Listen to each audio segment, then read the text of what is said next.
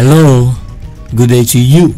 I am Samuel Owoeye, popularly known as SOPs. I am a medical student of Osun State University, Osogbo Main Campus, Osun State, Nigeria. I want to give a presentation which titled Self-Physiology. Now, it's going to involve a series of presentation on physiology.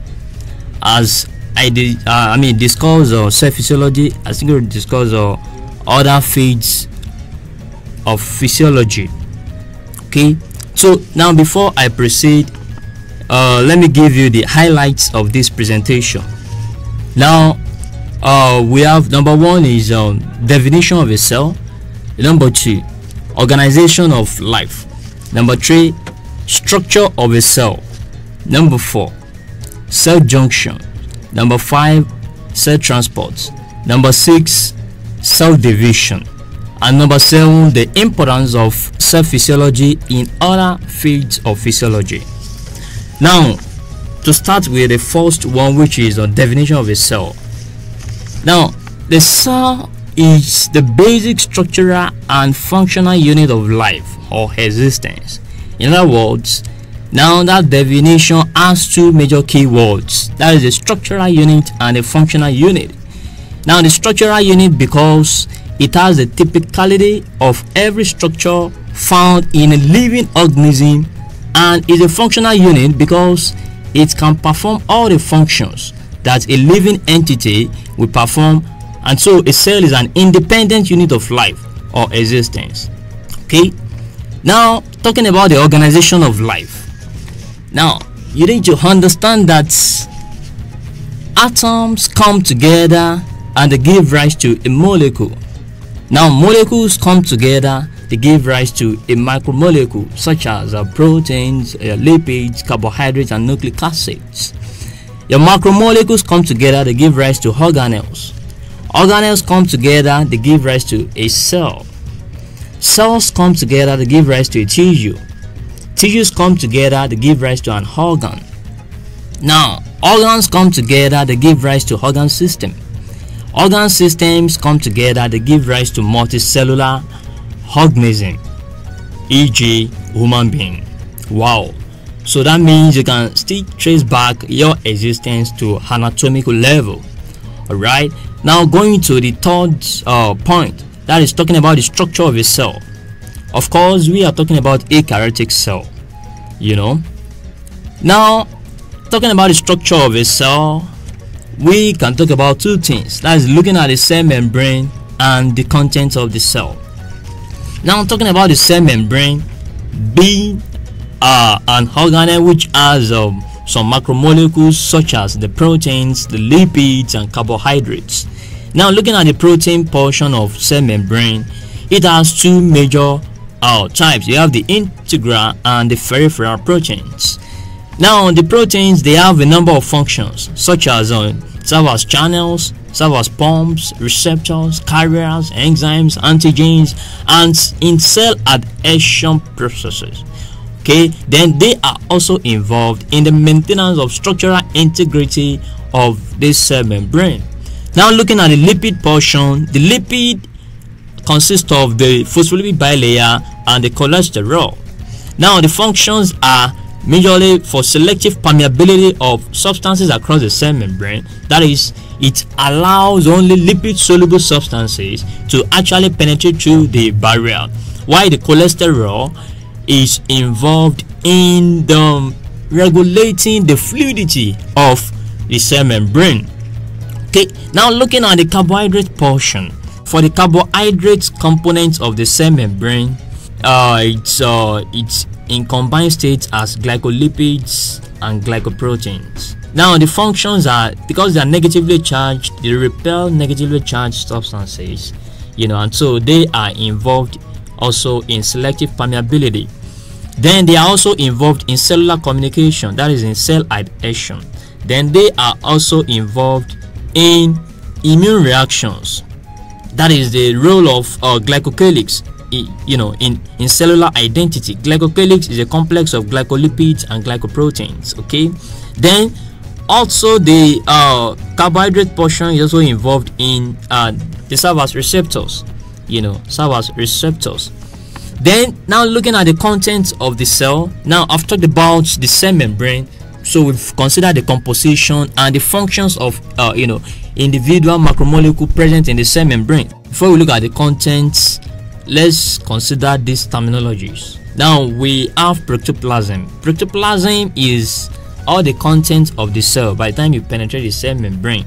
That's all the content, that is the cytoplasm plus the nucleus. That's what forms your protoplasm. Cytoplasm is a compartment of the cell excluding the nucleus, while vacuoplasm is the portion occupied by the cellular organelles inside the cytoplasm. The cytosol is actually the fluidy portion of the cytoplasm. Nucleoplasm is actually like the cytoplasm in the nucleus, while the hyaloplasm is the counterpart of cytosol in the nucleus. Okay, so the portion that is not occupied by the nuclear suborganelles, that is what forms your hyaloplasm. Hyaloplasm is HYALO plasm.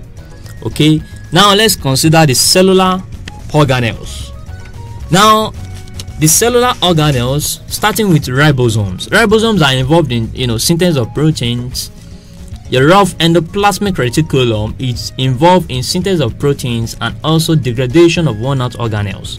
The smooth endoplasmic reticulum, which is also called the sarcoplasmic reticulum in muscle fibers, it's involved in lipid synthesis, storage of calcium, like in skeletal muscle fiber, detoxification functions such as microsomes in the liver hepatocytes. Okay, then we also have Golgi apparatus. Golgi apparatus has two surfaces, the cis and trans surfaces. The cis is facing the endoplasmic reticulum, while the trans surface is facing the cell membrane. Now the Golgi apparatus is involved in processing, packaging, labeling, and final makeup for the synthesized proteins and lipids, that is from the rough and smooth endoplasmic reticulum. The lysosomes is involved in intracellular digestion of worn-out organelles and also macromolecules. It's also involved in secretory functions and is processed from Golgi apparatus. Lysosome is in two forms. We can have primary and secondary lysosomes. The primary is the free lysosome, while the secondary is actually the active or attached lysosome. That is one that bind with endosomes. Okay, then the next organelle is peroxisomes. Peroxisomes are actually pinched off from endoplasmic reticulum. Peroxisomes are involved in breakdown of peroxides in fatty acids and purine metabolism. They make use of oxygen. They are involved in formation of myelin as in neurons, and also in bile acid formation as in liver cells. Then the next cellular organelle is centrosome. Centrosome consists of two centrioles, which is involved in cell division and also the movement of chromosomes. Then we also have mitochondria, which is the powerhouse of the cell. It's involved in ATP synthesis. It has a role to play in apoptosis. Then we have cytoskeletons. Cytoskeletons such as microtubules, microfilaments, and intermediate filaments. These cytoskeletons, they are involved in maintaining the shape of the cell and its movements. Then finally we look at the nucleus. Nucleus is a major organelle in the cell that controls the activity of the cell. It's involved in formation and storage of nucleic acids such as DNA and RNA. Then it has a role to play in cell division and also protein synthesis. Before we actually go on looking at the cellular organelles, let's talk about some of these nuclear structures. Chromosomes are deeply stained strands found in the nucleus. Then DNA is inside chromosomes. DNA forms complex with histone proteins to form nucleosomes. Then DNA with histone proteins with non-histone proteins, they actually are together inside chromosomes. Genes are also the basic unit of heredity, also located inside DNA, a segment or a portion in the DNA, and they are the basic unit of heredity. Now, somatic cells contain 46 chromosomes, while gamete cells contain 23 chromosomes. And so we say somatic cells, they have diploid number of chromosomes, while gamete cells or reproductive cells, they have haploid number of chromosomes. Okay, so we go to the next topic, which is the cell junctions. The cell junctions and communications. Now, looking at this cell junction, this is talking about the interaction or the communication between cells in the body. Okay, and is usually found between epithelial cells and some other cells, but majorly epithelial cells. Now, we have two major classes of cell junctions. We have the anchoring junctions, we have the communicating junctions, and we have the occluding junctions. The anchoring junctions consist of the desmosomes, the adherent junctions, the hemidesmosomes, and the focal adhesions. Now, the desmosomes and adherent junctions are between cells, usually epithelial cells, and hemidesmosomes and focal adhesion, they are between cells and basement membrane. Okay, now for the communicating junction, it involves the gap junction and chemical synapse. Gap junction as in electrical synapse, that's in cardiac muscle fibers, and also in smooth muscle fibers in the GIT. Then we also have chemical synapse, which is also a form of communicating junction that exists between neurons and neurons, and neurons and muscle fiber, that is at the level of your neuromuscular junction. Then finally, looking at the occluding junctions. Occluding junctions are actually they are majorly the tight junction, which we also call zonular occludens. And this tight junction is actually involved in selective passage of molecules. It's highly selective in allowing passage of molecules. So it is present in the intestine between enterocytes, and also in barrier systems like blood-brain barrier, blood-CSF barrier, blood-nerve barrier, and blood-testis barrier. Okay, then let's briefly look at these cell adhesion molecules. Now, these are molecules that are actually involved in cell adhesion processes. Now, we have integrins, we have cadherins, we have IgG superfamily, and we have selectins. So you can acronymize it as ICs, that is ICIS. Okay, then that is all for these for that aspect. Now, looking at the fifth topic, which is cell transports. Now, cell transports is a process that involves the movement of substance across the cell membrane. So, having understood the physiology of a cell membrane, now we can easily understand the mechanism of transport across the cell.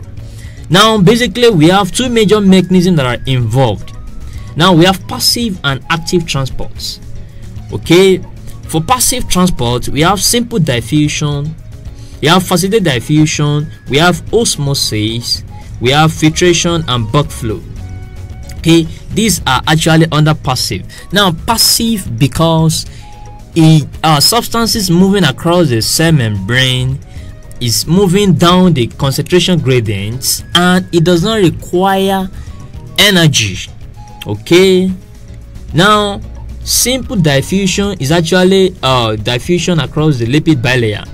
Facilitated diffusion can be in two forms. We can have carrier mediated facilitated diffusion, we can also have channel mediated facilitated diffusion.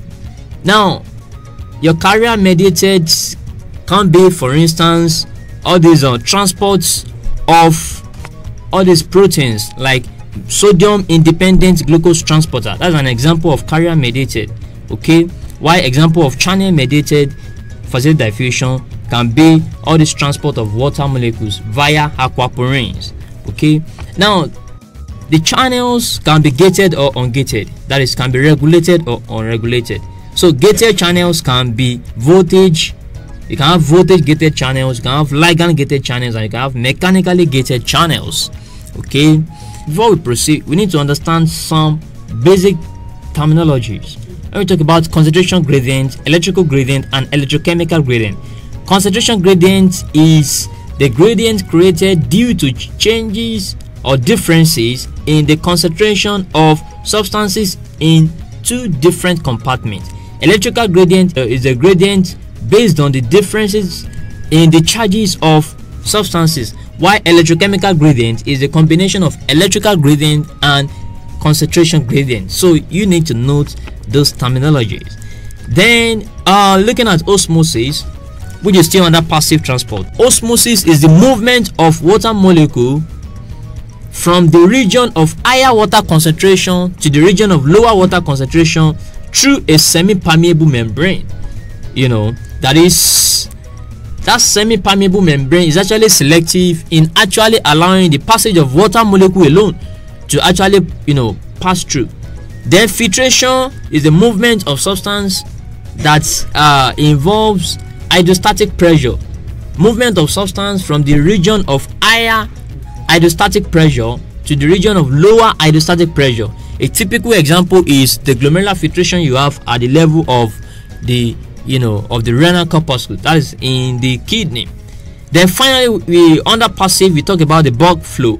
Bulk flow is the massive movement of substance across the membrane or barrier, and a typical example is in the respiratory membrane.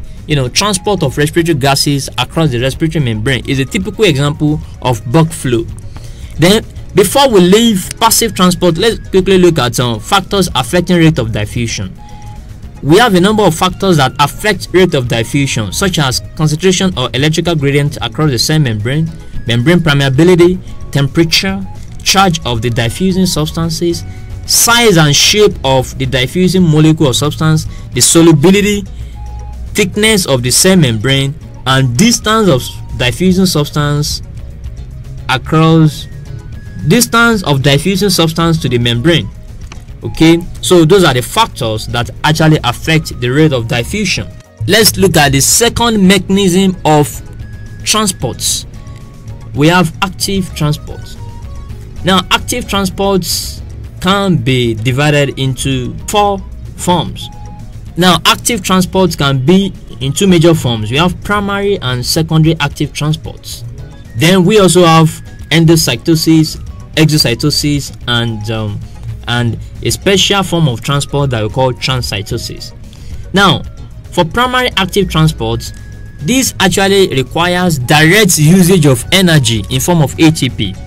You have some examples like sodium, potassium, ATPs, like hydrogen pump, calcium pump, and so on and so forth.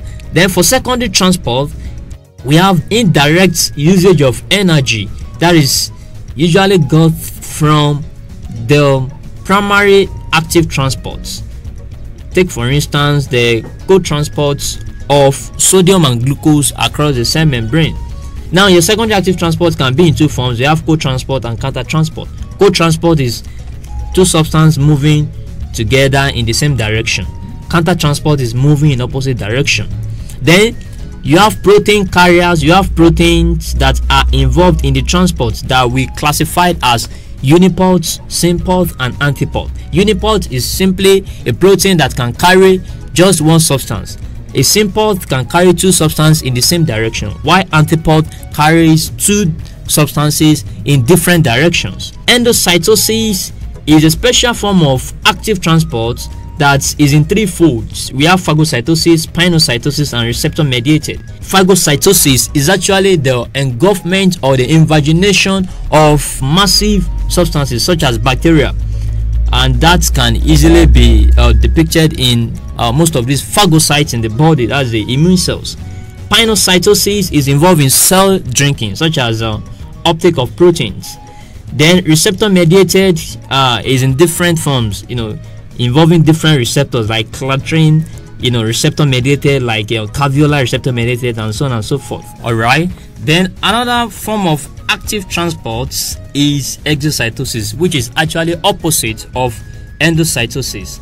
Now, exocytosis involves the uptake of exocytosis, involves the release of cellular contents, such as release of some proteins out of the cell. Okay, then another special form of transport that involves active mechanism is actually what we call transcytosis or vesicular transport or cytoempsis. Now, transcytosis actually involves both endocytosis and exocytosis, in which case now it involves the transport of substance across the cell membrane. When we say trans means across, so like the absorption of nutrients in the GIT, in the enterocyte, that is movement from the luminal membrane to the basolateral membrane. Okay, at the level of luminal membrane, it involves endocytosis, that is the uptake of the substance, while at the level of basolateral membrane, it involves exocytosis, that's release of the contents from the enterocytes into the interstitial spaces, then into the blood. Okay, that actually ends the cell transports and its mechanisms. Then we look at cell division. That is the sixth topic. Cell division. Now, majorly we have two forms of cell division. We have mitosis and meiosis. Your mitosis take place in somatic cells, while your meiosis take place in gamete cells. And mitosis is actually multiplication division, while meiosis is a reduction division. Your mitosis consists of prophase, metaphase, anaphase, and telophase, PMATs, while your meiosis has two forms. You have meiosis 1 and meiosis 2. Okay, there's a difference between cell division and cell cycle. Now, cell cycle is a series of events that take place throughout the lifetime of a cell, and it involves interphase and mitosis. Interphase consists of G1 phase, S phase, and G2 phase. Now, between S phase and G1 phase, you have a resting phase that we call G0 phase. G1 phase consists of growth and development. S phase consists of DNA synthesis, while G2 phase is associated with preparatory phase for cell division.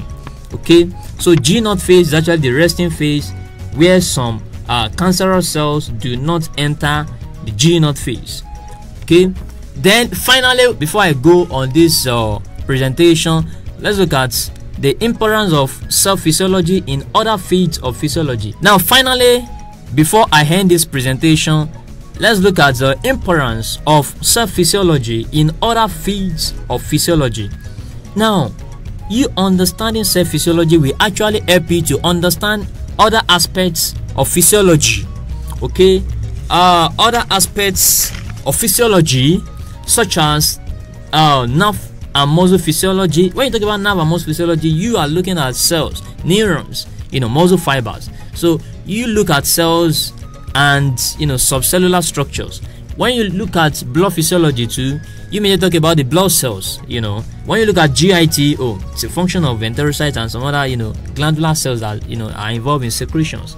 So when you look at endocrine, look at renals, look at reproductive system, look at respiratory physiology. Now, you discover that all these systems in physiology are actually associated with cell physiology, and you understanding cell physiology will actually give you the basic understanding for you to understand other fields of physiology. Then finally, before I go, you need to understand that cells in the intravascular and extravascular systems, they are suspended in an environment called internal cell that we call extracellular fluid. Extracellular fluid is divided into interstitial fluid and the circulating blood plasma. Fluid inside the cells is called intracellular fluid, ICF. Then fluid in small quantity located in confined spaces and cavities of the body, they are collectively known as transcellular fluid. Now, we have about 75 to 100 trillion cells present in the human body, and each of these cells has a role to play in homeostasis. So I hope you've actually enjoyed this presentation. Watch out for other series of this presentation. I remain yours sincerely, Samuel Owoeye. popularly known as Exopians. Now, for more enquiries, you can call or text the following numbers: 07035083479 or 08076919529. Thanks for listening and God bless you. You will succeed.